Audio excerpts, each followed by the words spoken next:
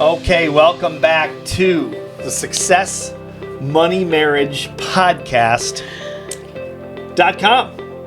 I'm Steve Siebold. I'm Dawn Siebold. Okay, well, we appreciate you being here today. I want to talk about something that, I think is, again, really, really important when you're working as a couple, building a business, building your family, living together, the whole package. This is what makes this thing, this concept or this, this process difficult because there's so many moving parts, right? There's a lot of moving parts. And so I want to just kick it off with a story. Dawn and I this is going back probably to the late 1980s, maybe early 90s. Oof. It's been a while. Were we even born then? We weren't even born, But a long time ago, and we were with my mom and dad. We were traveling somewhere. I forget where it was exactly, but we were with my mom and dad. We're getting on a bus. And we're going somewhere. I don't know if we were on vacation or what it was. Because we must have been on vacation. Why would we be getting on a bus, right? But anyway, I was arguing with Dawn or something like that. And my dad got in the bus. And my mom was getting in the bus. And I said something to Dawn. And then Dawn got in the bus. And my mom walks out. And I'm last. And she comes out. And she starts scolding me. And she goes, "You should not talk to Dawn like that. That's not a very good idea. You should not." And I go, "Mom, what are you talking about?" She goes, "No, I don't like." She goes, "Let me tell you something." And it's funny because I want to frame this up the right way. My mother is 92 years old. She lives in Chicago. She's doing great. She's spry, and she's really, really on the ball, just doing great. Mm-hmm. And she's a funny person because she's got a really funny personality, and she likes being goofy. Mm-hmm. But I tell you what, when she gets focused and like she's upset about something or she's into something, she gets really, really clear really fast. Like she puts on this persona like she's just kind of goofy, but as soon as she dials in, she is. She dials in, man. It's like you don't. No one takes a breath. I mean, when she does, she doesn't. She never really did it that often, but. When she did, you took notice, So anyway, so she got in that mode. She steps down from the bus and she goes, "Let me tell you something." She said, "You have a real partner with Dawn. I mean, she's not just a wife. She's a partner." I go, "Mom, I've been married for 5 years or something, 6 years." I go, "I know I'm talking about." She goes, "Let me tell you, I've been married for 45 years, so don't tell me anything." She said, do you remember this? I don't remember Well, you didn't hear it. You know the story, though. I don't remember. Well, you were in the bus. You didn't hear it. Right. I tell you the story, though. Yes. And I probably not for a long time later because it just shocked me. Because she never really, that was really pretty rare as an adult. Very rare. Very rare. Did she ever get that serious? That mode she gets in. Yeah. Oh, yeah. And so she said, I've been married for 45 years. Let me tell you something. She goes, this whole thing about being a wife and everything, or wife and husband, that means nothing. She goes, don't think that means anything because it means nothing. I've been married for 45 years. She said that's just a piece of paper and it's worth what it's written on. She said that's not what it is. She goes, you have a partner here. Someone that's a real partner to you that's going to be there when you need her and be there all the time, and you can always count on that person. And that you need to think of her like that instead of thinking, oh, wife, husband. She goes, anybody can be a wife and a husband. It just doesn't mean anything. It's just partnership. That's what means something. And she's like, you understand what I'm saying? And I'm like, yeah, Ma. Like, I'm going to get grounded. I'm like 30 years old. I'm getting grounded. My summer's over. I'm going to be grounded mowing the lawn at home. But I tell you, I never forgot it.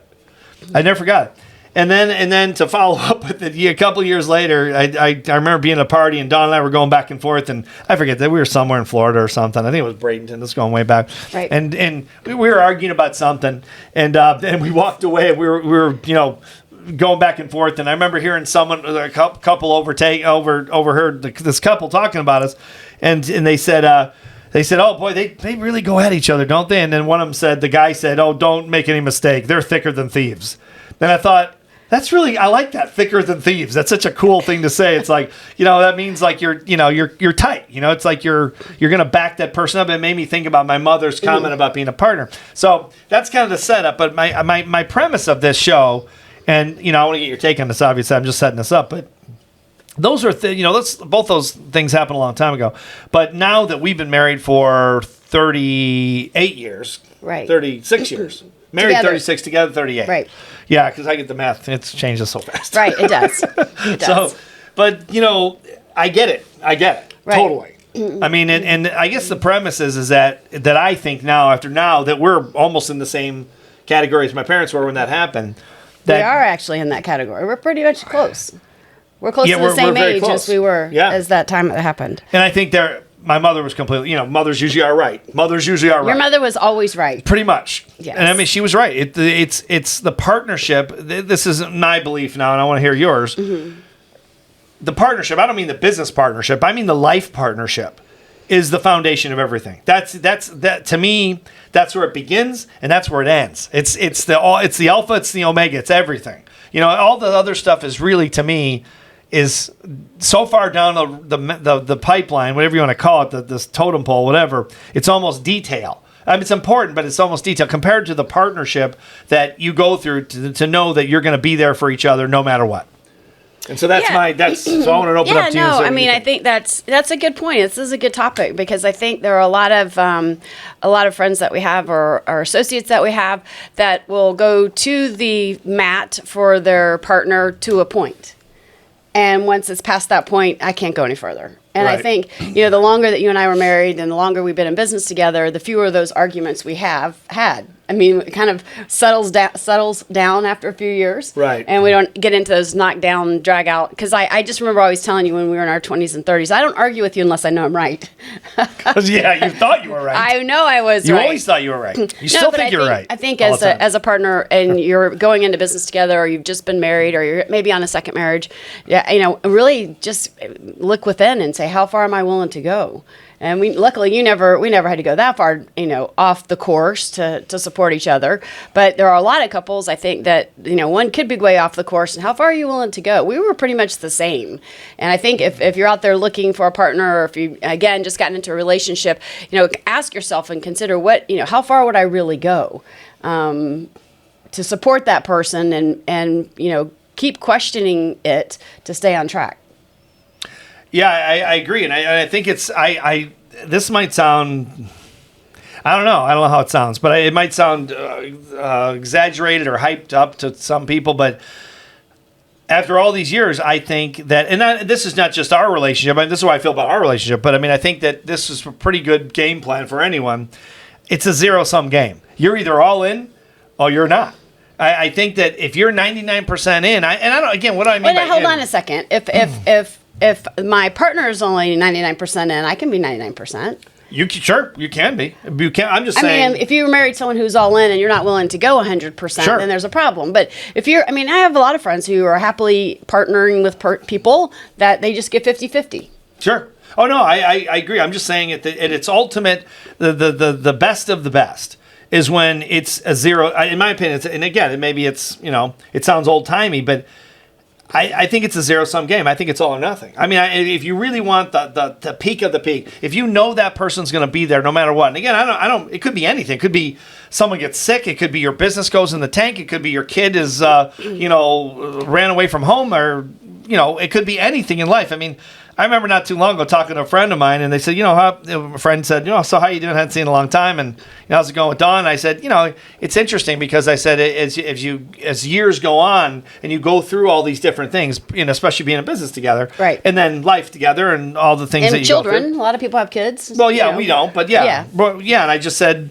I said, we've fought wars together. I don't mean with each other. I mean with, side by side. Right. I mean with family problems, with money problems, with life problems, with health problems, with, you fill in the blank. You got 30 plus years. You're going to go through damn near everything. And you're either going to be there or you're not. And I think that, that's, if you can get to if you feel like it's a zero-sum game, like you're all in and your partner's all in, you got it made. It's over. But if you're 99%, I think that, I know that, like you said, there are people that are probably less than 99%, and I guess that's fine. But I think the ultimate, I think what's at the peak, it would be 100%. Yeah, but I think what surprises me is you hear all these people who get divorced after 25 years. Yeah. Because you'd think after 25 years, you better be thicker than thieves. I mean, that would be an indication that, someone was unhappy for a really long time. A lot of people stay together for kids, though. Then they get divorced when the kids leave. But then they're really unhappy for a long time. I mean, they stay together. Oh, yeah. They're in halfway. Idea, probably, yeah. And I think that, moving forward, I would just question, are you all in? And make sure, check in with your partner and make sure that's the case, too. Yeah, I think probably communicating about it is a way to do it. I think that we probably learned it, maybe not talking about it. We learned it because, we both went through big family shakeups. We did. In business and money and just things that were heartbreaking, absolutely heartbreak on your side and on my side. Right. And I mean, that's money, losing money is one thing, losing a business or something like that. But when you lose family members, that's that's all another thing. And so, we were at one point where we're two of the only people that we didn't have anybody else hardly, right. Except for our mom and dad, right. my mom and dad. Right. And your mom and stuff and other people, but not too many people. No. And you're either there for the person together or you're not. But, when you go through those things, at least to me, and I want to hear your take on this, you bond at a different level because you're there during just the worst times. I mean, and I think it creates a bond, don't you? Yeah, I think you just see someone so vulnerable and so at a low place in their life that it makes the difference. And, when you can get through that, it makes you even stronger. And even at times when you're going through a hard time, we already know it's going to make us stronger. Yeah. It's still hard to go through the hard time. Oh, yeah. So I think that's something that, again, you just got to keep checking on and readjusting if you have to. And asking yourself, keep being aware. How far am I going in? And am I willing to do that? And I think mainly the people I think I've seen half and half are people that maybe this is a second marriage or it's a blended family. And their first allegiance is to their kids from their first marriage. That's a good point. And they, that comes between them quite often because you want to be all in, but I've got my whole family, you've got your family. So I think that's a struggle for some people. And if you can work that out, I think that's a beautiful thing. But I definitely think that, just checking in and saying, when you see someone that is so vulnerable and so low, it really does kind of show you who your partner is. Yeah. And, hopefully it works out good for us. But unfortunately, I think there are a lot of people that stay unhappy longer than necessary because of the kids or because they don't want to split assets, or they don't want to split the business. And sure. Guys, we only have one life. You get one time, right? So. Yeah, I mean, even we've known people, that the one spouse wants to move somewhere, like back to where their family is from or something. The other spouse goes, look, I'm not going. So if you're going to go, we're going to break up. And it's like, wow, that was easy. Oh, yeah. Or they lose money or they want to buy a different, one wants to buy a bigger house, one wants to downsize. So they go, well, I'm not doing that. It's like, wow, okay. That's a sign. Jeez. That's a sign. Yeah, that's a sign that you're not maybe all, and I'm not putting down people that are not all in because, I mean, you either are or you aren't. Right. But I mean, I guess my point is if you're going to be in business together and you're in life together and you're doing all these things and you kind of depend on each other so much that it's almost one person. It's not two people. It's like one person together because you're doing so many things. And if you're not ready for the down cycle, the down part, if you're not, 100% committed to that person, it's gonna be difficult to do all this at one shot, don't you think? I totally agree. Yeah, I totally agree. It's not the easiest thing to do. With. This is hard to argue. It with. is hard to argue. I like arguing with you on the show. This is hard to argue with. Oh, I see what you're saying. You just want to fight. This is hard. No, I just like our healthy conversations. You're a nasty woman. I am not. You really are. But yeah, we agree this time. So I guess we're just not going to fight. Yeah, that's not. I don't need a helmet. Nope. I don't feel threatened. No. I don't feel like calling 911 like I normally do when I see you. I did have something. So we were at lunch yesterday at a fish place, and the waiter brought the menus, and I didn't have my glasses on, and I said, I can't see anything without my glasses, and he said, my grandparents say the same thing. Oh, no. I didn't want to tell you I was waiting for the show. His grandmother, yeah, probably. Yeah, of course I could have been. Nice. Of course I could have been. He Great. said, my grandparents Married to the grandmother. My grandparents say Fantastic. the same thing. Fantastic.